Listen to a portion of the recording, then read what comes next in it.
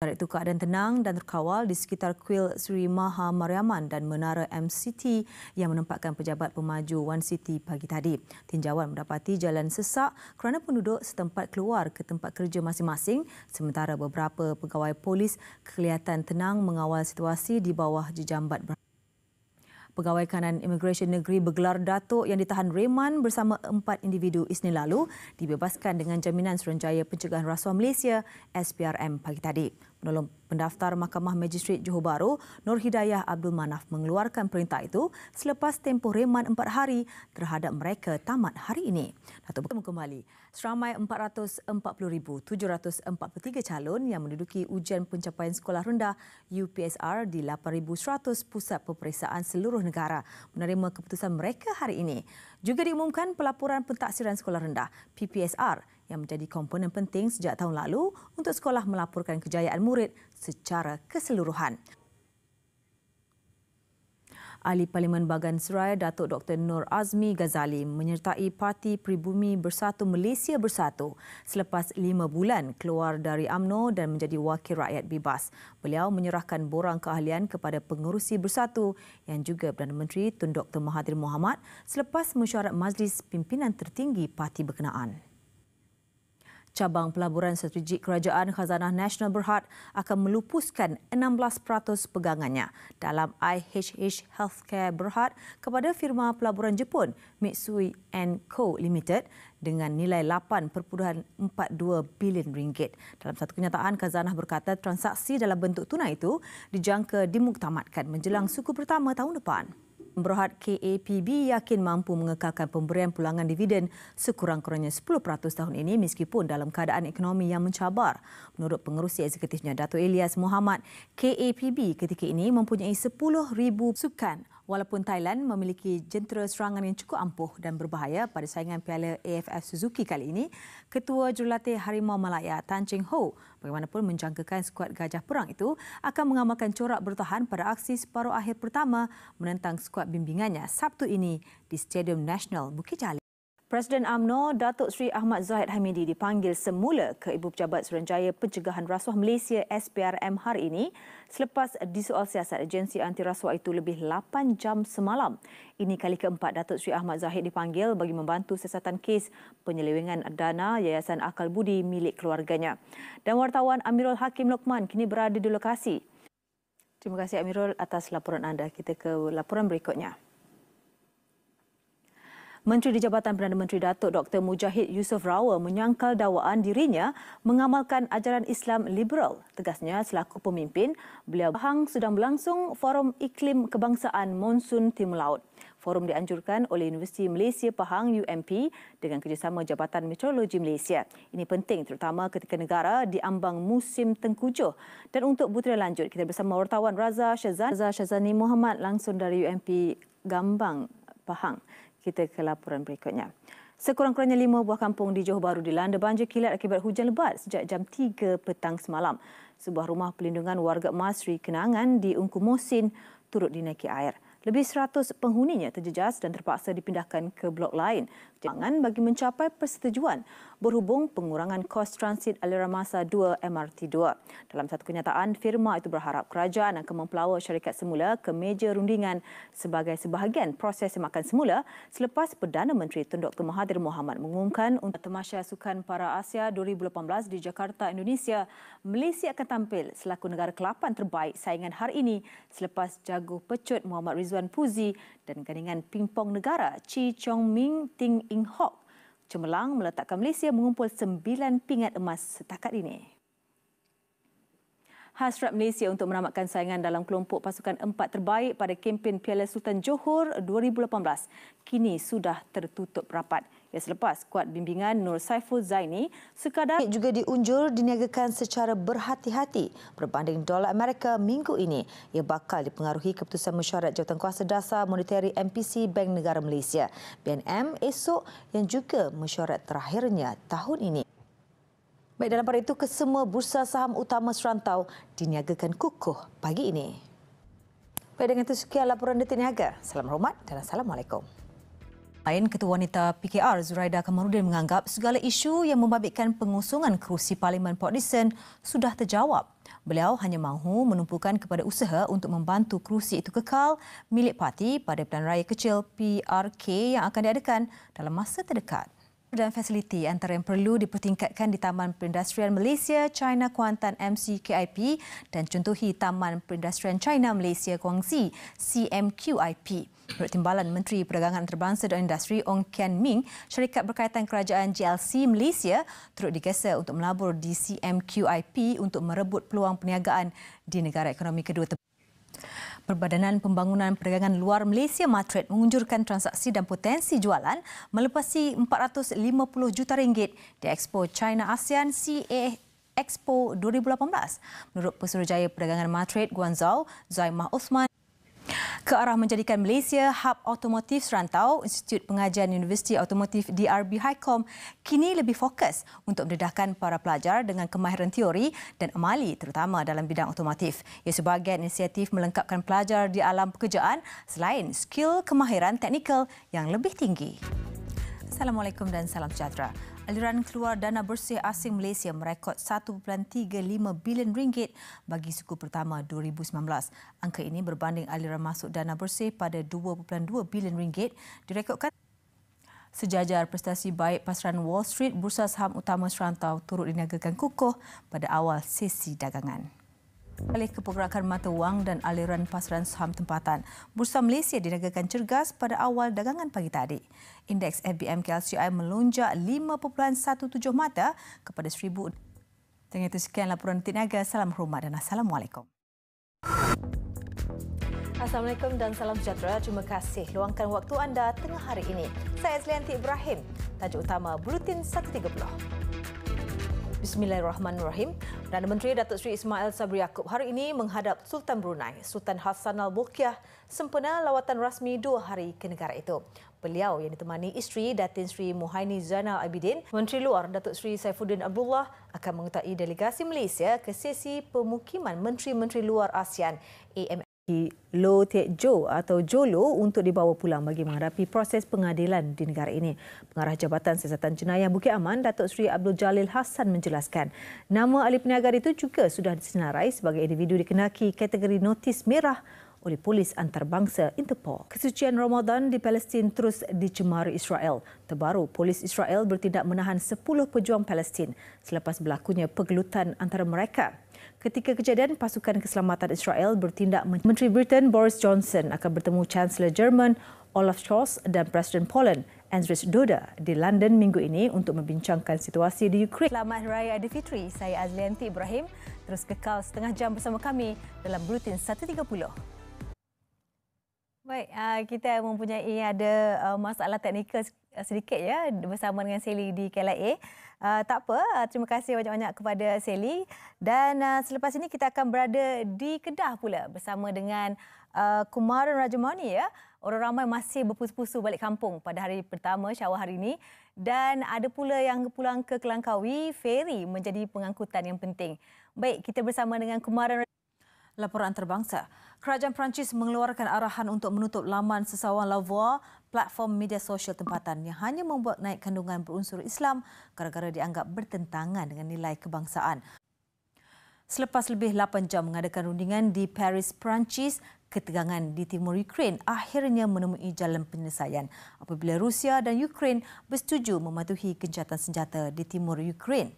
Menurut media asing, varian Omicron yang semakin tinggi, syarikat bioteknologi Amerika Syarikat Moderna memulakan ujian klinikal dos penggalak yang direka khusus untuk Presiden PKR Datuk Seri Anwar Ibrahim berkata partinya sedang mempertimbangkan calon yang sesuai untuk bertanding dalam pilihan raya kecil PRK Dewan Undangan Negeri Dun Rantau.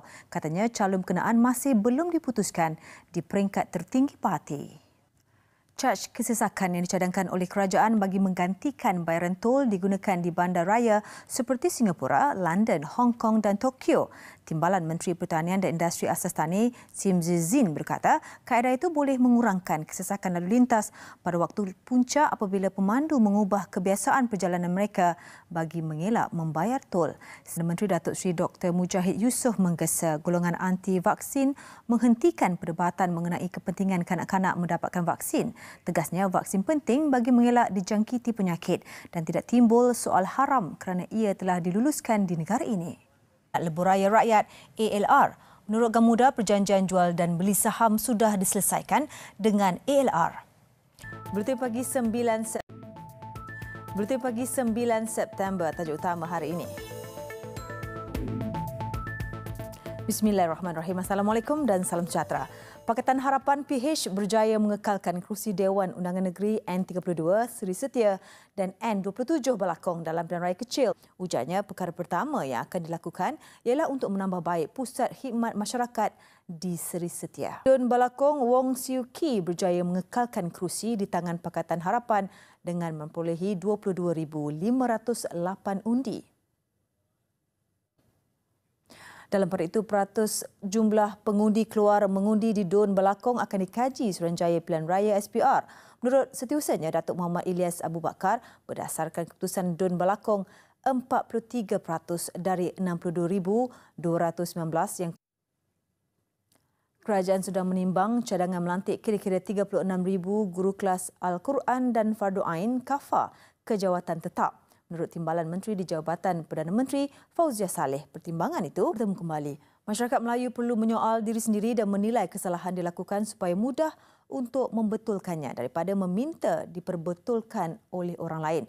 Memberi contoh pencapaian dasar ekonomi baru DEB, Perdana Menteri Tun Dr. Mahathir Mohamad berkata, banyak kesalahan yang dilakukan masyarakat Melayu termasuk tidak bekerja sekuat orang lain.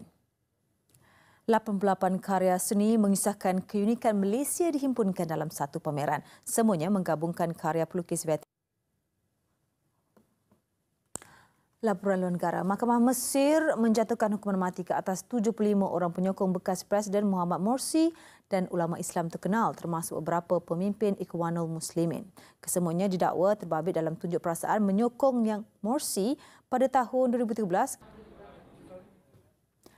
Teknik analisis baru DNA membantu mengenal pasti lebih ramai mangsa tragedi serangan World Trade Center di Amerika Syarikat pada 11 September 2001. Walaupun angka kematian akibat serangan pesawat yang merempuh World Trade Center adalah 2,753 orang, serpihan tulang lebih 1,000 mangsa masih belum dikenal pasti. Dikenali sukan. Acara bola sepak Sukma Perak 2018 membuka tirai hari ini membabitkan 3 perlawanan termasuk pasukan tuan rumah yang juga juara bertahan Perak. 2 perlawanan terlebih dahulu berlangsung di sebelah petang menyaksikan Negeri Sembilan dan wilayah. Baik, dengan laporan itu sekian Buletin Pagi. Kami akhiri dengan aksi hero masyarakat menyelamatkan seorang kanak-kanak lelaki daripada terjatuh dari balkoni. Saya Azlianti Ibrahim. Salam hormat dan Assalamualaikum. Bismillahirrahmanirrahim. Assalamualaikum dan salam sejahtera. Jumlah mangsa yang maut akibat keracunan metanol dilaporkan terus meningkat sehingga tengah hari tadi angka kematian yang membabitkan 3 negeri iaitu Selangor, Kuala Lumpur dan Perak meningkat kepada 31 orang. Di Selangor hari ini 2 lagi seorang lelaki maut manakala 3 lagi parah selepas kenderaan pacuan 4 roda yang dinaiki terlibat dalam kemalangan di Papar, Sabah awal pagi tadi. Kejadian berlaku di Jalan Kimanis, Keningau kira-kira jam 4.45 pagi. Kenderaan seorang wanita warga emas berusia 74 tahun ditemui rentung dalam kebakaran sebuah rumah di Pitas, Sabah malam tadi. Kejadian berlaku kira-kira jam 9 malam tadi di Jalan Hapsing, Kampung Kutuwo, Pitas. Operasi memadam seorang kaki tangan Jabatan Pengangkutan Jalan JPJ Cawangan Temeloh direman selama 6 hari bermula hari ini bagi membantu siasatan kes rasuah berkaitan pengeluaran lesen kenderaan yang sudah tamat tempoh. Baik, pemilihan PKR bagi peringkat pusat dan cabang bermula hari ini. Menyaksikan ahli parti itu bagi zon utara iaitu Pulau Pinang dan Kedah memulakan pengundian 9 pagi tadi. Bagaimanapun, pemilihan di beberapa cabang dilaporkan bermula lewat ekoran sistem undian secara e-undi yang pertama kali digunakan tergendala. Situasi itu mengganggu kelancaran. Baik, dan sementara itu di Pulau Pinang, pemilihan PKR pagi tadi bermula serentak di 13 cabang. Keseluruhannya lancar kecuali di cabang Bayan Baru. Masalah teknikal pada sistem pengundian elektronik e-undi menyebabkan pembuangan undi lewat hampir 2 jam. Perkembangannya bersama Selvam Arjunan. 2 ekor anak orang utan berusia 6 bulan antara 435 ekor haiwan dilindungi termasuk unggas dirampas Jabatan Kastam Diraja Malaysia di perairan Kuala Perlis, Langkawi semalam. Pelbagai spesies haiwan terancam bernilai RM500,000 itu Laporan Sukma Perak 2018. Setakat jam 1.30 petang, hanya satu emas sahaja yang memisahkan Terengganu selaku kontingen pendahulu kedudukan pingat setakat ini. Dengan wilayah persekutuan yang terus mencabar kejuaraan pada hari terakhir saingan, Terengganu mengumpul 53 emas, manakala wilayah 52 dan hanya 3 acara iaitu basikal track, squash dan bola jaring akan menjadi penentu siapa yang bakal dinobatkan juara Sukma 106, bangunan pejabat ke-6 tertinggi di dunia ketika ini, menjangkakan 50% kadar kepenghunian menjelang akhir tahun depan. Pemajunya Mulia Property Development Sdn Bhd yakin untuk mencapai 1.3 juta meter persegi komitmen. Rutin pagi 31 Januari, saya Azlianti Ibrahim, tajuk utama pagi ini. Bismillahirrahmanirrahim. Assalamualaikum dan salam sejahtera. Istiadat pertabalan Yang di-Pertuan Agong ke-16 Sultan Pahang Al-Sultan Abdullah Riayatuddin Al-Mustafa Bilal Shah bakal berlangsung di Istana Negara hari ini, sekaligus menyaksikan sejarah buat pertama kalinya perolehan berlaku selepas Sultan Muhammad Kelima meletak jawatan sebagai Yang di-Pertuan. Baik, kita beralih ke laporan berikutnya. Kementerian Pendidikan tidak terlibat untuk menggaji atau menamatkan kontrak pekerja-pekerja perkhidmatan kawalan. Mayat seorang wanita warga Indonesia ditemukan dengan keadaan berbungkus dalam selimut dan tilam di sebuah ladang getah di Kampung Kemuning, Hutan Perca, Alur Gajah semalam. Mayat mangsa yang dikenali sebagai Ani Ekasari, 45 tahun dari Bandung, Indonesia, ditemui penyelia ladang kira-kira jam 11.45 pagi. Dan sementara itu, mayat seorang lelaki ditemukan di tepi jambatan Sungai Kelang berhampiran lebuh raya bertingkat Ampang, Kuala Lumpur, Ahleh semalam. Ketua Polis Daerah Dang Wangi ACP Syah Perdana Menteri Tun Dr. Mahathir Mohamad ingin membangkitkan kemarahan golongan Bumi Putra supaya rasa tercabar dan membuktikan beliau salah apabila melabelkan Melayu pemalas. Itu laporan sukan. Ketika sokongan padu terus disuarakan rakyat Malaysia atas keputusan kerajaan kekal menyekat kedatangan atlet Israel walaupun dilucutkan hak penganjuran oleh jawatankuasa Paralimen. Sekian paparan Buletin Pagi. Terus ikuti Buletin TV3 di platform digital dan media sosial kami. Saya Azlianti Ibrahim. Teruskan menonton rancangan menarik di TV3. Gempa bumi lemah dengan magnitudo 3.7 pada skala Richter berlaku di Kundasang, Sabah pada 9.28 pagi tadi. Menurut kenyataan Jabatan Meteorologi Malaysia, gempa itu berlaku pada jarak 14 km barat Laut Ranau. Beberapa jam selepas Presiden Emmanuel Macron menang pemilihan presiden bagi penggal keduanya. Menurut pihak yang didakwa sebelum ini tidak puas hati dengan kisah penangguhan itu, dan penjelasan itu penting ya buat Mei bukan hanya untuk meredakan ahli parlimen peminggu sebelum sidang kemuncak EU yang penting di Brussels. Perdana Menteri Britain Boris Johnson semalam telah membuat tawaran walaupun beliau mengetahui sementara itu operasi pembenihan awan OPA yang dijalankan siang tadi segera menghasilkan hujan selama kira-kira 1 jam terutama di sekitar Kuching dan Samarahan. Penerbangan bagi operasi hari pertama menggunakan pesawat C-130 Tentera Udara Malaysia TUDM membabitkan ruang udara di Kuching ke Sarike. Laporannya. Dan berikut pula apa yang berlaku di Universiti Melaya. Walaupun kuliah dibatalkan, universiti tersohor itu mengaktifkan serta-merta mod pengajaran dan pembelajaran e-learning agar kuliah diteruskan tetapi di atas talian. Polis Diraja Malaysia akan mengadakan kerjasama dengan Jabatan Polis Bandar Raya New York NYPD dalam aspek pertukaran maklumat dan latihan. Menurut Menteri Dalam Negeri Tan Sri Muhyiddin Yassin, Petronas mencatatkan peningkatan 9% keuntungan bersih kepada 28.9 bilion ringgit bagi separuh pertama tahun ini. Bismillahirrahmanirrahim. Assalamualaikum dan salam sejahtera. Tahap pematuhan prosedur operasi standard SOP yang dikeluarkan Kerajaan sempena perayaan Thaipusam di Kuil Subramaniar Swami Batu Cave dipatuhi dengan baik dan memuaskan dan senjata kepada Arab Saudi dan Emiriah Arab Bersatu selain menilai kembali perjanjian berbilion dolar yang ditandatangani bekas Presiden Donald Trump berhubung perkara berkenaan. Menurut CNN, perkara ini pula bola sepak Liga Perdana Inggeris. Manchester United menerima tamparan hebat awal pagi tadi apabila tewas 1-2 kepada pasukan di tangga tercorot Sheffield United. Laporan itu mengakhiri Buletin 1.30. Kepada seluruh penganut Hindu di negara ini, kami di Bilik Berita TV3 ambil langkah sewajarnya, terutamanya yang menetap ataupun berkunjung ke Rantau Teluk dan Asia Barat. Menterinya Datuk Saifuddin Abdullah berkata rakyat di Buletin 1.30 5 September bersama saya Azlianti Ibrahim, tajuk utama tengah hari ini. Dan sementara itu, beberapa lapangan terbang utama terus lumpuh selepas taufan membadai pantai barat Jepun sejak tengah hari semalam. Ribuan penumpang terkandas. Angka korban terkini taufan JB disahkan 10 golongan yang terbelenggu dengan gaya hidup songsang layak menjadi penerima zakat asnaf Al-Rikab Selangor.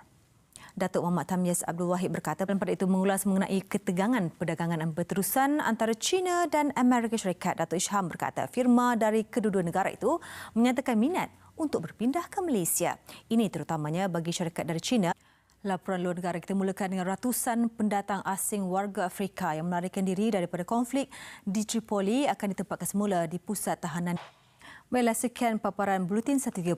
Saksikan reka bentuk berlian dari China dan India yang dipamerkan di International Jewellery London. Saya Azlianti. Salam sejahtera. Terima kasih luangkan waktu anda bersama kami di Buletin 130. Saya Azlianti Ibrahim. Salam sejahtera. Terima kasih luangkan waktu anda bersama kami di Buletin 130. Saya Azlianti Ibrahim. Mahkamah Tinggi Ipoh atas tuduhan merogol pembantu rumahnya yang juga seorang warga Indonesia pada 2019. Keputusan itu dibuat. Pelajar saya kurang berkeyakinan untuk menggunakan bahasa Inggeris. Program ini dapat membantu mereka dalam menguasai bahasa tersebut. Contohnya, Hana, pelajar saya yang telah melalui online tutorial dari guru berpengalaman. Saya juga boleh menonton online tutorial berulang kali kerana baru yang diterbitkan dalam jurnal Science, ia menjawab persoalan sama ada virus terbabit merebak daripada haiwan ke manusia atau akibat kemalangan makmal.